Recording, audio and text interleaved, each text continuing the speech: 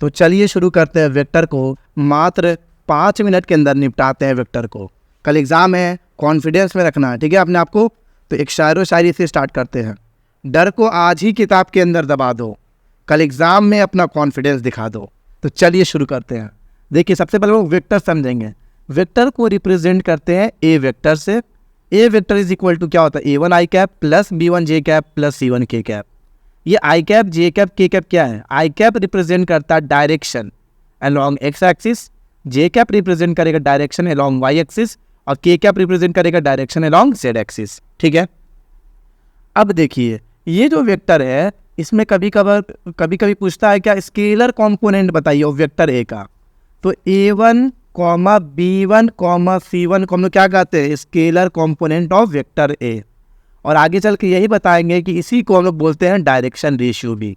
तो अभी से याद कर लीजिए, अगर कोई वेक्टर दिया हुआ है उसका स्केलर कंपोनेंट पूछेगा तो आपको क्या लिखना है, A1 B1 C1, ओके।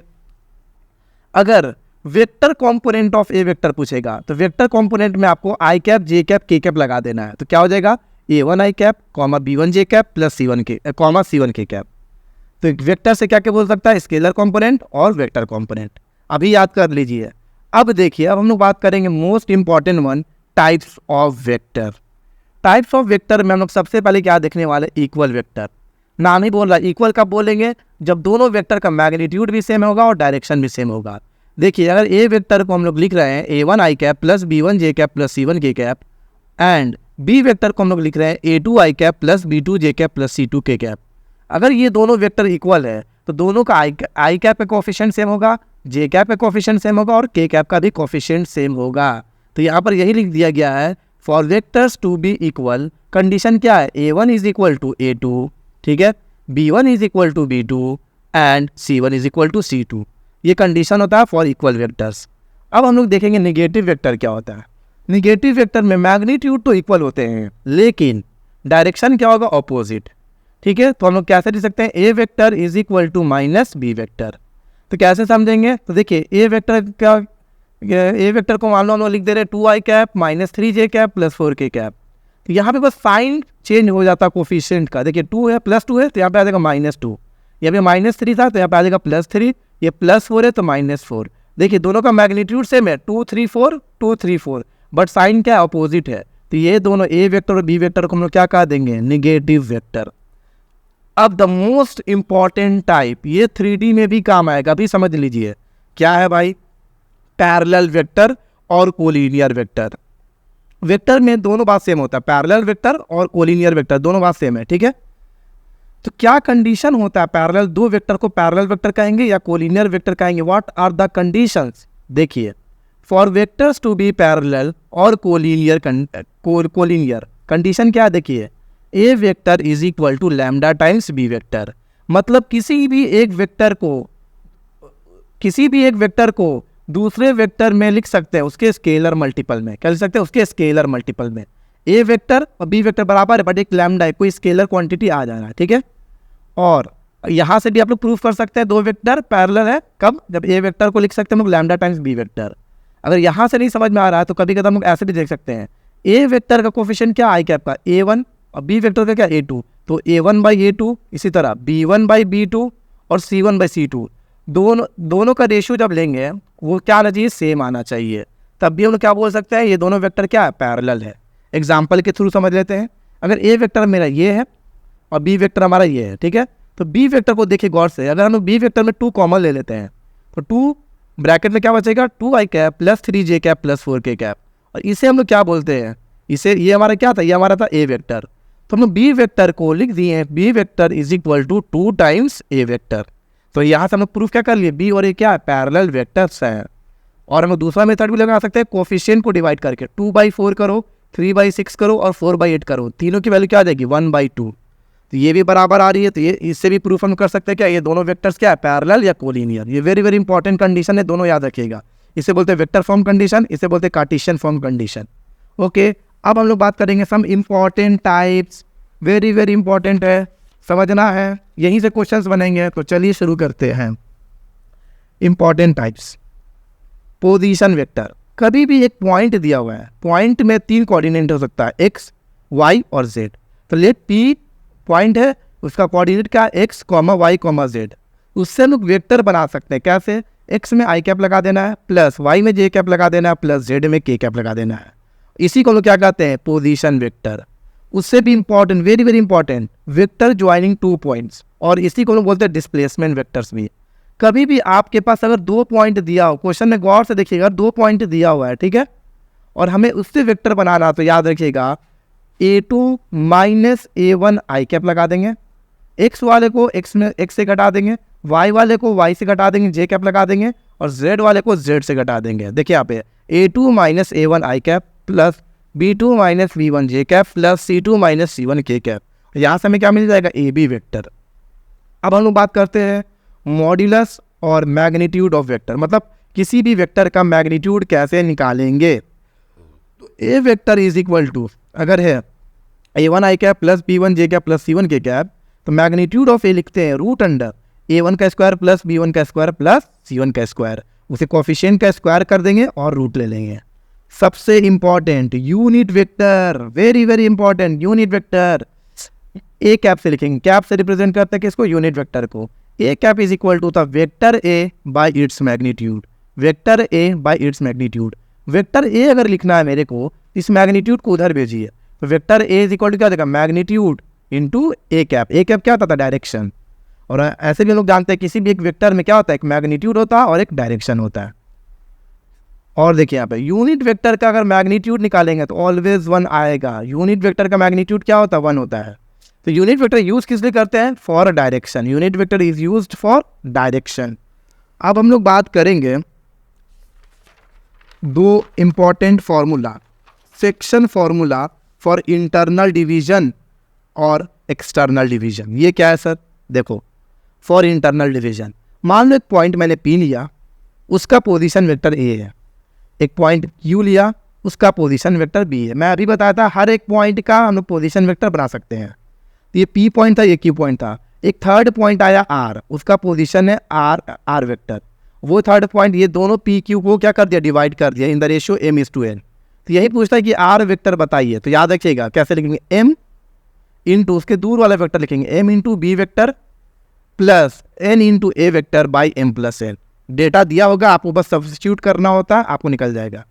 और अगर यही जो हमारा जो R पॉइंट है वो तो मिड पॉइंट पे कट करे, तब हमारा m और n का वैल्यू क्या हो जाएगा? 1। तब R वेक्टर का फॉर्मूला क्या हो जाएगा? B vector plus A vector by 2। कभी कभी एक्सटर्नल डिवीजन के बारे में पूछ देता है, तो ये P पॉइंट था, ये Q पॉइंट था, अब ये R पॉइंट एक्सटर्नली डिवाइड कर रहा है, तब फॉर्मूला में बस सिर्फ एक ही चेंज आएगा, बीच में क्या आ जाता है? Minus. R vector is equal to क्या हो जाएगा? M B vector minus N A vector by M minus N। ठीक है, सेक्शन फॉर्मूला क्लियर है। अब हम लोग बात करेंगे operations on vector. Operations on vector में हम लोग सबसे पहले ग्राफिकली ऐड करेंगे 2 वेक्टर को। ग्राफिकली ऐड करने के लिए हमारे पास 2 ऑप्शन है। एक ट्राइंगल लॉ। ट्राइंगल लॉ क्या बोलता है? अगर कोई 2 sides of a triangle vector को रिप्रेजेंट कर रहा है टेकन इन सेम ऑर्डर, ठीक है, तो जो थर्ड साइड होगा वो रिजल्टेंट शो करेगा, मतलब ए वेक्टर प्लस बी शो करेगा, लेकिन उसको कैसे ऑर्डर में लेना? ऑपोजिट ऑर्डर में लेना है। पैरेललोग्राम लॉ क्या बोलता है? अगर ए वेक्टर एक साइड को रिप्रेजेंट कर रहा है पैरेललोग्राम के, बी वेक्टर उसके एडजेसेंट साइड को रिप्रेजेंट कर रहा है, तो यहाँ पे डायगोनल क्या रिप्रेजेंट करता है? रिजल्टेंट। एक सबसे इंपॉर्टेंट नोट, अगर हम लोग ए वेक्टर, बी वेक्टर और रिजल्टेंट वेक्टर को एक ही डायरेक्शन में ले लें तो हमारा हमेशा सम कितना आएगा? 0 आता है। चलिए अब हम लोग एडिशन और सब्सट्रैक्शन ऑफ 2 वेक्टर्स देखेंगे मैथमेटिकली। तो याद रखिएगा एडिशन सब्सट्रैक्शन एकदम ईजी होता है। आई कैप को आई कैप वाले के साथ जोड़ दीजिए या घटा दीजिए, इसी तरह जे कैप को जे कैप के साथ जोड़ दीजिए और के कैप को के कैप के साथ जोड़ दीजिए, घटाना होगा तो सब्सट्रैक्ट कर दीजिए। ठीक है, अब हम बात करेंगे scalar multiplication of a vector. अगर ए वेक्टर है A1 i cap plus B1 j cap plus C1 k cap, अगर हम लोग कोई स्केलर क्वांटिटी से मल्टीप्लाई कर रहे हैं तो सारे एलिमेंट में मल्टीप्लाई होगा, मतलब lambda A1 i cap plus lambda B1 j cap plus lambda C1 k cap. ये था हमारा क्या? Operations of 2 vector. अब Baahubali of the class, Baahubali most important one, यहीं से क्वेश्चंस आएंगे। अब समझ लीजिए एक एक पॉइंट यहाँ से क्वेश्चन निकलेगा। मल्टीप्लिकेशन ऑफ 2 वेक्टर्स, हम क्या बात करेंगे? Multiplication of 2 vectors.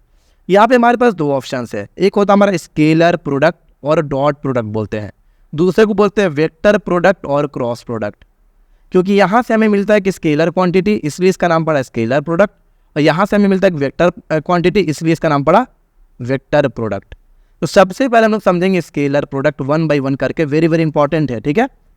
अगर ये वेक्टर है a1 i cap plus b1 j cap plus c1 k cap, और b वेक्टर है a2 i cap plus b2 j cap plus c2 k cap, और अगर हमें a vector dot b vector निकालना है, a vector dot b vector, तो याद रखिएगा i कैप वाले को कोफिशिएंट को i कैप से मल्टीप्लाई कर देंगे, तो a1 into a2 plus i dot i1 होता है, ठीक है, याद रखिएगा। इसी तरह j कैप वाले कोफिशिएंट को j कैप से मल्टीप्लाई कर देंगे, तो b1 इंटू b2 प्लस इसी तरह c1 इंटू c2। याद रखिएगा सिंपल होता है a vector dot b vector निकालना, i कैप को i कैप से मल्टीप्लाई कर दो, a1 into a2, j cap को j कैप वाले से मल्टीप्लाई कर दो, plus b1 into b2, similarly c1 into c2। अब दूसरा, कभी कदर वेक्टर का मैग्नीट्यूड दिया रहता है और उसके बीच का एंगल देगा, तब a vector dot b vector निकलेगा magnitude of a into magnitude of b into cos theta. और यहीं से question most important one, very very important, अगर हमें पूछता है angle between two vectors, 3D में भी यूज होगा, देख लीजिए एंगल बिटवीन टू वेक्टर्स, यहाँ पे क्या लिखा हुआ कॉस थीटा, तो कॉस थीटा क्या हो जाएगा, cos theta is equal to a vector dot b vector divided by magnitude of a into magnitude of b। तो यहाँ पे लिखा हुआ use for finding angle between two vectors, ये यूज करेंगे हम लोग 3D में भी, जब हम लोग फाइंड आउट करेंगे एंगल बिटवीन टू लाइंस। अब आ जाइए, वेरी वेरी इंपॉर्टेंट, ये सब डायरेक्ट क्वेश्चन बनेगा, बस आपको क्या निकालना चाहिए, dot product, projection of a vector along b vector. जब भी प्रोजेक्शन का क्वेश्चन आएगा तो दोनों वेक्टर का डॉट प्रोडक्ट न्यूमरेटर में ले लेंगे, ठीक है, और जिसके अलॉन्ग बोलता है डिवाइड करके डिनोमिनेटर में उस वेक्टर का मैग्नीट्यूड ले लेते हैं। देखिए a vector dot b vector divided by magnitude of b, ठीक है। अब आइए मोस्ट इंपॉर्टेंट नोट्स, कुछ नोट्स की बातें कर लेते हैं। If two vectors are perpendicular that is theta बराबर 90 डिग्री है, देन वो दोनों का a vector dot b vector क्या होगा, उसका डॉट प्रोडक्ट क्या होगा, ऑलवेज जीरो। उल्टा भी बोल सकता है, अगर कि दो वेक्टर का डॉट प्रोडक्ट जीरो है, मतलब वो दोनों वेक्टर आपस में क्या है, कितना एंगल बना रहा है, 90 डिग्री बना रहा है। अब देखिए आई वेक्टर डॉट आई वेक्टर या जे कैप डॉट जे कैप या के कैप डॉट के कैप, तीनों का वैल्यू क्या होता है, 1 होता है। और अगर डिफरेंट का डॉट हुए आई डॉट जे करोगे या जे डॉट के करोगे या के डॉट आई करोगे तो जीरो आएगा। यहाँ से एक ऑब्जेक्टिव बनता है, सेम का डॉट प्रोडक्ट मतलब I dot I, J dot J, के डॉट के 1 होगा, और डिफरेंट का डॉट प्रोडक्ट हमेशा क्या होता है, जीरो होता है। अच्छा ए वेक्टर डॉट बी वेक्टर करो या बी वेक्टर डॉट बी ए वेक्टर करो, दोनों बात सेम होता है, क्योंकि यहाँ पे स्केलर मिलता है तो हमको कोई फर्क नहीं पड़ता है, ए डॉट बी निकालो या बी डॉट ए निकालो। ये पूरा 5 पॉइंट है किसका, स्केलर प्रोडक्ट का। अब हम लोग बात करेंगे वेक्टर प्रोडक्ट और क्रॉस प्रोडक्ट। तो सबसे पहले कैसे निकलता है ए क्रॉस बी, तो याद रखिएगा सबसे पहले हम लोग लिख देंगे आई कैप, फिर जे कैप, फिर के कैप, डिटर्मिनेंट की मदद से निकलता है, डिटर्मिनेंट की मदद से ए वेक्टर का कोफिशिएंट लिख देंगे a1 b1 c1, और बी वेक्टर का कोफिशिएंट लिख देंगे a2 b2 c2, और इस डिटर्मिनेंट को सॉल्व कर देंगे, एक हमें नया वेक्टर मिल जाएगा, वही क्या कहलाएगा, ए क्रॉस बी।